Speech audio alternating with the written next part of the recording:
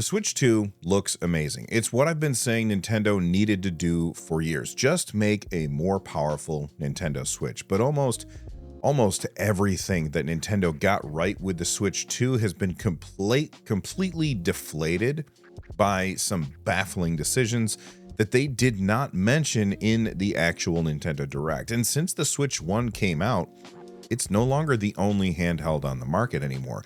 And I recognized that I am in a privileged situation where I can sometimes get these devices sent to me by companies for free, or in most cases buy these things and then turn around and make a video about it. You know, the videos don't always pay for themselves, but it does reduce the cost in a roundabout way, and it makes it a little bit easier for me to stomach spending money on these things. I mean, here in the NerdNest, I have a Steam Deck LCD version. I have a Steam Deck OLED version. I've got the ROG Ally, the Ally X, the Legion Go, the Legion Go S. The list of handhelds that I have here in the NerdNest goes on and on. And somebody might wonder, with all of those handhelds, do you really need a Switch 2?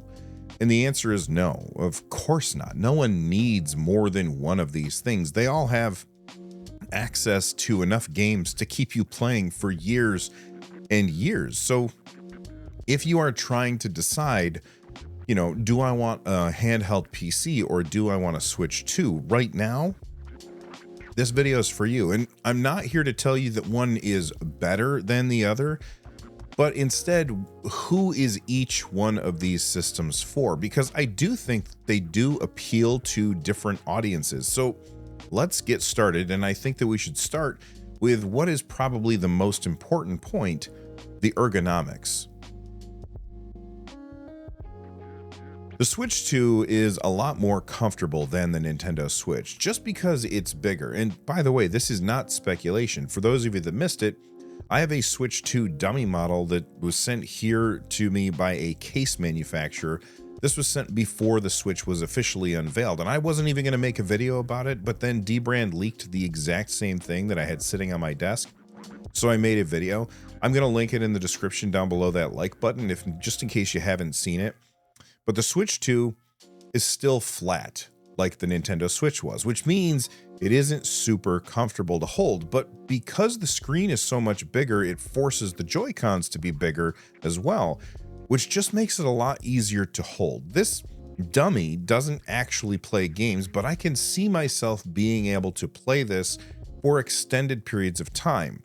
Something the Switch 1 I could never do because it would always cramp my hands when I was playing, so I almost always played the Switch 1 docked. The Steam Deck, on the other hand, is much more comfortable to hold. It has these huge, big, beefy curves which just fit in your hand perfectly. The placement of the sticks on the top of the device kind of balances everything else out. This is something that Nintendo obviously figured out with the Wii U, but then ditched in favor of share play on the Nintendo Switch, which is probably one of Nintendo's biggest mistakes, in my opinion. When I look at a handheld device, I think ergonomics has to be the most important thing. And even though the Steam Deck easily trounces the Switch 2 in terms of comfort, I do think it's worth pointing out that third-party companies can just make Joy-Cons for the Switch 2 just like they did for the Switch 1, and I'm sure that there's going to be a third-party company out there that is going to get the comfort right. And it's possible that a third-party accessory for the Switch 2 could be as comfortable or even more comfortable than the Steam Deck. But as it stands right now, when it comes to comfort, the Steam Deck wins hands down. Let's talk about the screen. The screen for the Steam Deck varies depending on which version you get. They have the LCD version, which, after seeing lots of other screens, it has to be one of the absolute worst screens that I have ever seen in my life. The OLED version is the polar opposite. It is one of the best screens that I've ever seen. Really great quality. The Switch 2 ships with an LCD screen, which is disappointing, but I've also seen some LCD screens that are really good, like the Legion Go S, for example. The Steam Deck has a refresh rate that goes up to 90 Hz on the OLED model. The Switch 2 goes up to 120 Hz, which originally I would have said there's no way that games will be able to run at that high of a frame rate, but according to their Direct, Metroid Prime 4 On the Switch 2, will run at 4K 60 on the Switch 2 or 1080 120 hertz, which just blows my mind. So if you play that thing in handheld, you're going to get 120 frames per second playing Metroid Prime 4, but then when you dock it, you can get 60 frames per second at 4K. I mean, most of the games that we play cannot hit 4K 60 on the PS4, 5, or on the Xbox. Most games cannot do that. So I am really impressed with what Nintendo is going to be able to pull off with the Switch's hardware. It blows my mind that they're able to achieve that, and I cannot wait to get hands-on with it and try it out. I already talked about comfort, but I do have to bring it up one more time, as the Steam Deck has full-size joysticks, which is a huge improvement over Switch-style joysticks. I won't say that the Switch-style joysticks are inherently bad, but personally, I prefer the full-size stick. Now, Nintendo popularized gyro, but I would say that the Steam Deck perfected it with capacitive joysticks. Nintendo requires an extra button press in order to reset your gyro. So, like in games like Splatoon, you have to have a dedicated button to reset your gyro. On the Steam Deck, the capacitive joysticks, all you have to do is move your thumb a little bit in order to reactivate or reset your gyro. And for me, this is absolutely huge. It means I'm going to use gyro way more on the Steam Deck than I will on the Switch. But I think that for most people, it really just doesn't matter. As much as I personally love using gyro controls for first-person shooters or third-person shooters or, that kind of gameplay, 99% of players just do not care at all. If they did, then Xbox would have implemented gyro a long time ago.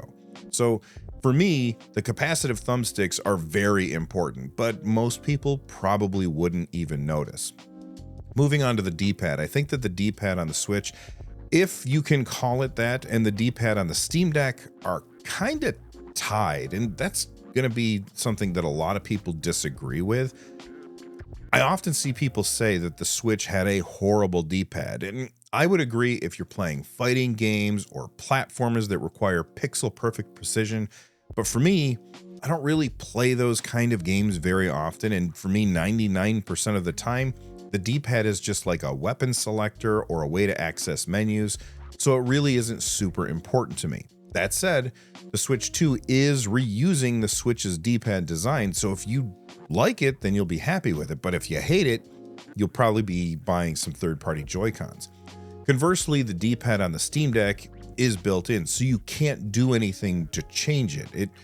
It's attached, and it's mostly fine. Again, not really great for fighting games or for pixel-perfect platformers. So like I said, it's kind of a wash when it comes to the D-pad between the Switch 2 and the Steam Deck, which are so amazing. Yes, they allow you to use the mouse in games that need it, which is great, and they're useful in desktop mode for sure, but I don't really use them for that. I use them for all of the ridiculous things that you can do using Steam input. Software is where the Steam Deck shines. On Steam Deck, if you can think of it, you can do it for the most part when it comes to Steam input. The Switch's big gimmick this time around seems to be mouse mode for the Joy-Cons. They have a game where you can play like wheelchair basketball and you move the Joy-Cons around on a table in order to move your chair, and then you pick them up in order to shoot the ball. And I think it's cool, but I think that the novelty of that is going to wear fairly thin kind of quick. And you can also use it to play like a mouse and keyboard version of Metroid Prime 4, which again sounds really great. But for me, I'm fine with just traditional controller gameplay, especially if you can mix in gyro aiming. I don't see myself using mouse mode hardly at all. I would be happy to be proven wrong by them. Now, one place that I think that the Switch has a huge advantage over the Steam Deck is whenever you bring a TV into the mix. Dock mode in the Switch is essentially seamless. Whether you're playing a game or not, all you have to do is just drop it into a dock and it automatically switches to the right resolution, automatically lifts the restriction on power consumption so that you can play your games at higher frame rates or higher resolutions, and you can start playing right away. You don't have to close your game out. With the Steam Deck and with any other handheld PC, I've run into plenty of times where I'm playing a game and then I decide, oh, I want to dock this, put it up on the TV, and everything just kind of falls apart. The solution is to quit the game that you're playing, dock the system, whichever system it is, and then relaunch the game, and then everything's fine. And as long as you know that going in, you really shouldn't run into too many problems. But the Nintendo solution is more simple and more reliable, I think. And anytime you can have something be simple and reliable, it removes friction for the customer and makes it so that they don't have to think about it. That just makes it a better experience. Another reason that docking the Steam Deck is weird is that TVs have an aspect ratio of 16:9, and the Steam Deck and a lot of other handheld PCs have a 16:10 aspect ratio. I will say I do prefer the 16:10 aspect ratio, but then when you dock a game and it puts pillar boxes on the side, it's annoying, and then you have to go in and change the resolution. It's not a good solution. And do I want to give up the 16:10 aspect ratio on a handheld in order to have a better docked solution? I don't know. Like, that's a really hard question to answer. Nintendo just updated a way to share digital games, much like Steam Family Sharing, and they did this before the Nintendo Switch 2 reveal. And I think that they did it that way on purpose, and we'll talk about why that is in a second. But first, I want to talk about how I think Valve may have inspired them. Up until recently, Valve's Steam Family Sharing was either better or worse, depending on who you talk to. But this is the way it used to work. It was region free, so they didn't really care where you were playing from. But it was also very limited, because if somebody was playing a game from my library, for example, and then I started another game, not the same game, but another game from my library, they would get kicked out of the game that they were playing, even if we were playing two different games. Now, last year, Valve updated Steam Family Sharing to make it more like trying to share a physical library of games that are, sitting there on the shelf in your house. Essentially, everyone on a Steam family can pull any game off of the shelf with parental controls built in, of course, and then play that game. And two people can't play the same game at the same time unless there are two copies in the library, two copies on the shelf. In order to get publishers to go along with this model, at least this is what I think, they had to restrict Steam stuff to the same region, the same geographical region, and it makes sense, because most people, they live in the same country or the same geographical region as their families. Now, that doesn't mean it works perfectly for everyone, which is why a lot of people do prefer the old way of doing it. But for me, I personally prefer the new Steam Family Sharing over the old one, and I think a majority of people who use Steam prefer that. And I think Nintendo looked at that when Valve unveiled that last year, and they said, okay, we can do something like this in order to encourage multiple Switch systems per household, but it's not going to be exactly the same.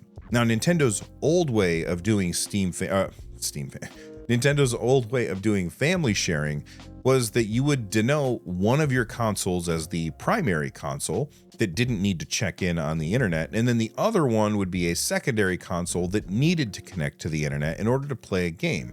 This would, make sure that two people weren't playing the same game at the same time, essentially.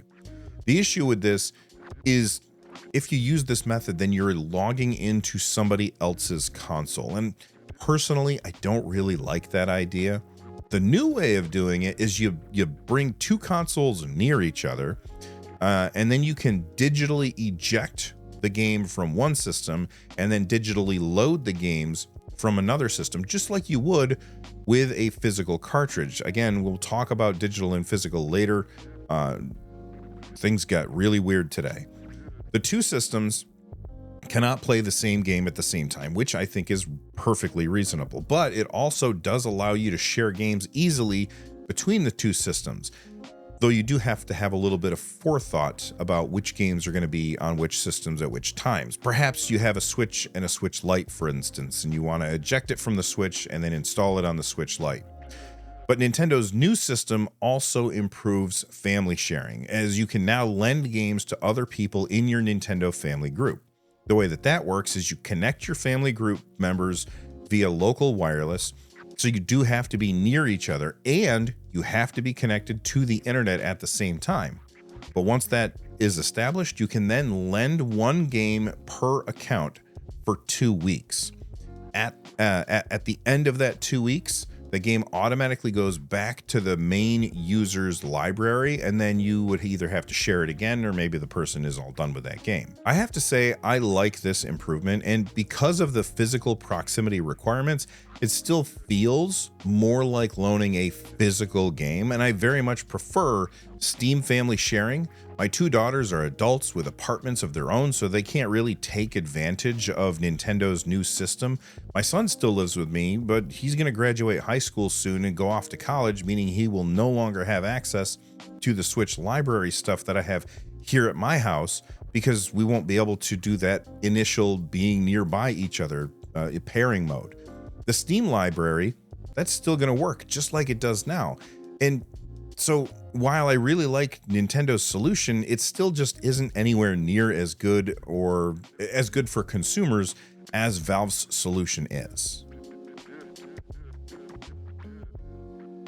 I don't think portability is as cut and dry as everyone seems to think it is. Yes, the Switch is thinner and lighter. It's more portable because of those things, but you're going to want to have it in a case. And a case is essentially an equalizer when it comes to portability.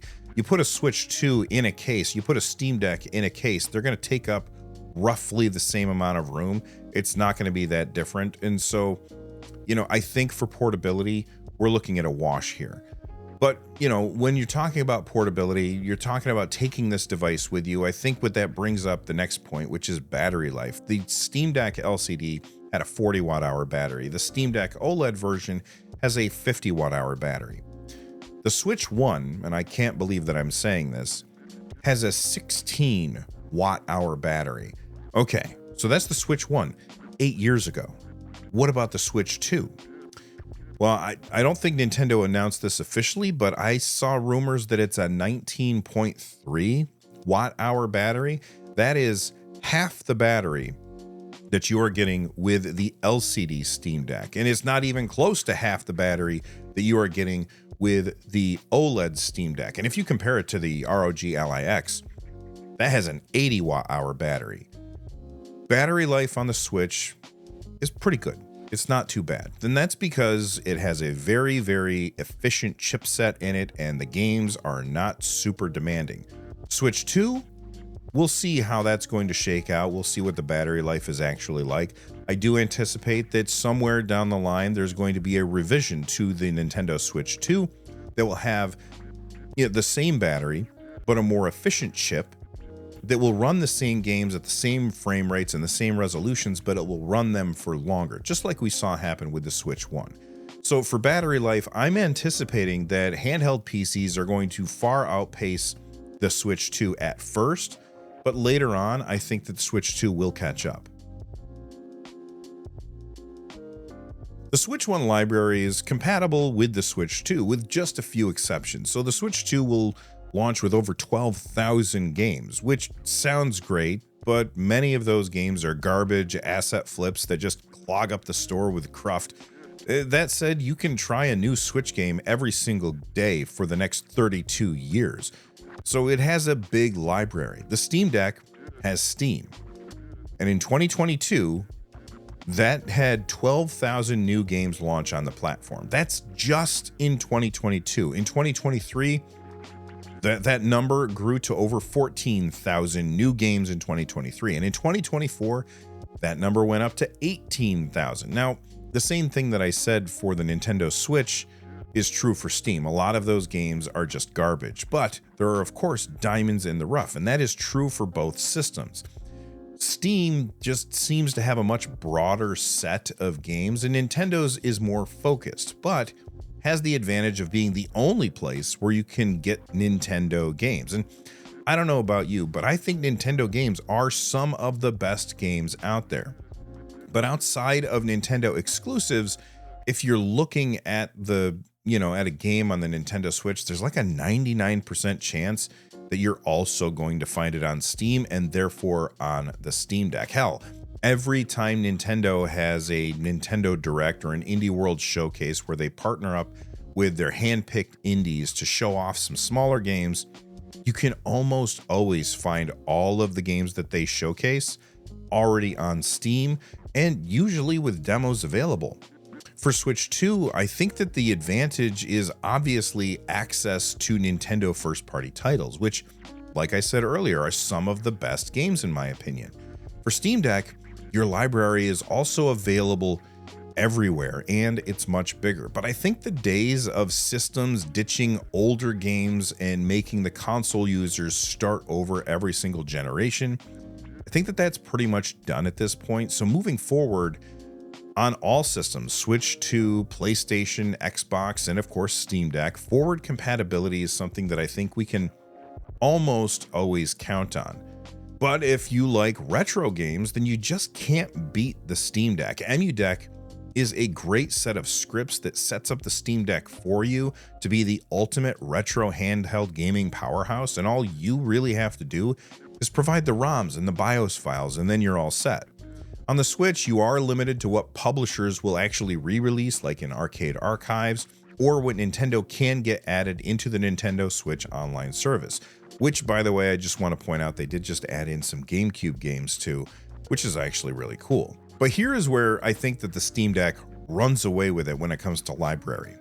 Switch games are going to cost $80 for digital versions of the games, and the physical versions of the games are going to cost $90. And by the way, some, if not all, of the physical versions of these games are not actually on the card. Nintendo is going to call them game key cards, which are just a license that you still have to download the game. And that sounds fine, like, oh, who cares if I have to download a game? But I'm willing to bet, not a lot, but I'm willing to bet something, that once you've claimed that key, once you put the card in your Switch and that license gets transferred to you, I bet you can't sell your games. So secondhand cards might not be a thing. I hope that I'm wrong about this, but I doubt it. You'll instead have to share your games using Nintendo's new digital transfer method that they unveiled in March that I talked about a little bit earlier. Speaking of wins for the Steam Deck, let's talk about repairability. Valve made the Steam Deck end user repairable. Nothing about opening the case is going to void your warranty. Of course, if you break something while you have that case open, then, that is on you. But on things like the Nintendo Switch, opening the case usually breaks a little sticker that's inside, and they'll try to use that to deny any claims that you might make if something doesn't go right with your Nintendo Switch. The Steam Deck, however, is very repairable with ribbon cables that are labeled and a very modular design inside. Hell, even I took my entire Steam Deck apart and put it back together in a new case in a 7-hour live stream right here on the channel. You can watch it if you want. Watch me slowly descend into madness as I just want to be done with this project, but I kept going until I was done and could turn it back on. I'll leave a link down in the description down below that like button. The Switch, on the other hand, doesn't have parts available for you to buy and install yourself if you're trying to repair it, but they do have a pretty good setup with their Joy-Con repairs, which would go out and come back fairly quickly. That being said, I did send my son's Switch for repairs once, and they sent back a different one instead of his, which meant that he lost his Animal Crossing world, as this was before Nintendo had a good backup solution for those particular games. So I think the Steam Deck wins huge on repairability. Now let's talk about reliability versus versatility. And in this case, I have to give Nintendo a win here. Reliability, essentially, how likely is it that a game that I purchased for my system is going to work when I buy it? This is an easy win for the Switch 2. On the Steam Deck, a vast majority of the games are going to work, but there's going to be games that won't work either because of, a third-party anti-cheat or DRM or just incompatibility because it's a Linux system. Valve makes up for this a lot with Proton, but it isn't 100% across the board. So for Switch 2, if it's on the eShop or it has a cartridge that you can go to a store and buy, it's going to work. Now that doesn't mean it's going to have great performance, but it's going to launch and you'll be able to play the game. And whether or not that is a good experience is on a game by game basis. But when it comes to knowing if a game will absolutely 100% work, the Switch 2 wins here, without a doubt. Is a full-on desktop machine. If you want, you can do anything you want with it, which makes it infinitely more versatile. You can load EmuDeck, giving you one of the best retro systems. You can modify it thanks to plugins, which I have a video linked down below. And you can play games on it that were never meant to be played with a controller thanks to Steam input. So with the Switch 2, you're trading versatility for reliability. And with the Steam Deck and other PC handhelds, you're trading reliability for versatility. And I think each person has to make that decision on what is more important to them. But for me, it's versatility all the way. And like I said at the beginning, I'm going to have both, so I don't have to choose, but you do have to choose between one or the other if you don't want to spend money on having both systems. When the Steam Deck was first announced, one of the things that I would say about it was that I felt like it was going to make it easier for everybody who had low-end PCs run games. And I think that the Switch 2 and the popularity of the Switch 1 is going to help systems like the Steam Deck in a very direct way. The Switch 1 sold like a ridiculous amount of units. So far, I think it's like 150 million units. Developers want to be on the Switch. They want to be on the Switch badly. And of course they do. It's a massive set of wallets that are just begging to be reached into. The Switch is also a very underpowered device. Hell, even when it was released in 2017, it was an underpowered device. And yet we saw games like Doom Eternal running on the Nintendo Switch. Look at Nintendo's latest release, Xenoblade Chronicles X Definitive Edition. It boggles the mind what Monolith Soft was able to pull off with that game. The fact that that game runs as well as it does on the Switch is very impressive. And it has a hidden 60 frames per second mode, which I'm sure is going to be available on the Switch too. My point is that the Switch is a massive platform that is very enticing to third-party devs, and that means that they are going to try as hard as they can to make their games run reasonably well on the Switch 2, or they will get dragged, kind of like what happened when Mortal Kombat came to the Switch 1, because that was a disaster. But if they're targeting the Switch in order to make sure that their games run better over there, then they'll probably bring those games to PC, and they should run pretty well there as well. Of course, this is not a foregone conclusion. We've all seen our share of terrible PC ports over the years.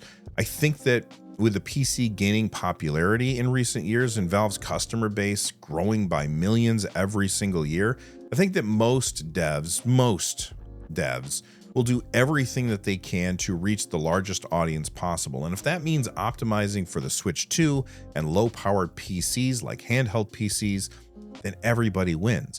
And for those of you worried that this means that the graphical fidelity is going to take a hit, don't worry.